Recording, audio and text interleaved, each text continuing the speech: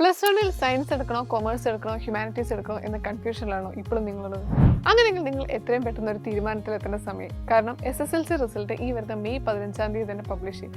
അതിനുശേഷം ഉടനെ തന്നെ അഡ്മിഷൻ പ്രൊസീജിയർ കാര്യങ്ങൾ സ്റ്റാർട്ട് ചെയ്യും. അപ്പോൾ നിങ്ങളൊരു സ്ട്രീം എടുക്കുന്ന സമയത്ത് എന്താണ് സയൻസിൽ പഠിക്കാനുള്ളത്, എന്താണ് കൊമേഴ്സിൽ പഠിക്കാനുള്ളത്, എന്താണ് ഹ്യൂമാനിറ്റീസിൽ പഠിക്കാനുള്ളത് എന്ന കാര്യങ്ങളെക്കുറിച്ച് കൃത്യമായിട്ടൊരു ധാരണയിലെത്തണം. നമ്മുടെ കൊമേഴ്സിലെ ചാനലുകളിൽ കൊമേഴ്സിലെ ഓരോ സബ്ജക്റ്റുകളെക്കുറിച്ചും അതിൻ്റെ ബ്രിഡ്ജ് ക്ലാസ്സുകളും ഓൾറെഡി നമ്മൾ പ്രൊവൈഡ് ചെയ്തിട്ടുണ്ട്.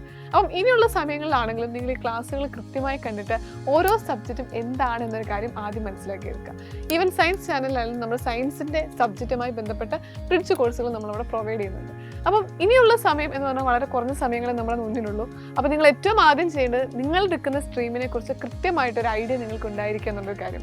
ഏറ്റവും ആദ്യം തന്നെ നിങ്ങൾ ചെയ്യേണ്ട കാര്യം ഞാൻ ഈ സ്കൂളിൽ ഈ സ്ട്രീമിലേ പോകുള്ളൂ എന്നൊരു വാശി പിടിക്കുകയല്ല. നിങ്ങൾ അപ്ലൈ ചെയ്യുന്ന സമയത്ത് എല്ലാ കാര്യങ്ങളും എല്ലാ സ്കൂളിലേക്കും എല്ലാ സ്ട്രീമിലേക്കും അപ്ലൈ ചെയ്യുക എന്നൊരു കാര്യമാണ്. അപ്പം അഡ്മിഷൻ പ്രൊസീജിയർ കാര്യങ്ങളെക്കുറിച്ചെല്ലാം നമ്മുടെ ചാനലിൽ നമ്മൾ അപ്ഡേറ്റ് ചെയ്യും. അപ്പോൾ സ്റ്റേ ട്യൂൺ. ഏറ്റവും ആദ്യം നിങ്ങൾ ഏത് സ്ട്രീം എടുക്കുക അല്ലെങ്കിൽ ഓരോ സ്ട്രീമിനെ കുറിച്ച് ഒരു ഐഡിയ ഉണ്ടാക്കിയെടുക്കുക എന്നുള്ളതാണ് നിങ്ങൾ ചെയ്യേണ്ടത്. അപ്പം എത്രയും പെട്ടെന്ന് തന്നെ ബ്രിഡ്ജ് കോഴ്സുകളുണ്ട്, അതേക്കുറിച്ച് നിങ്ങളൊരു തീരുമാനത്തിലെത്തുക.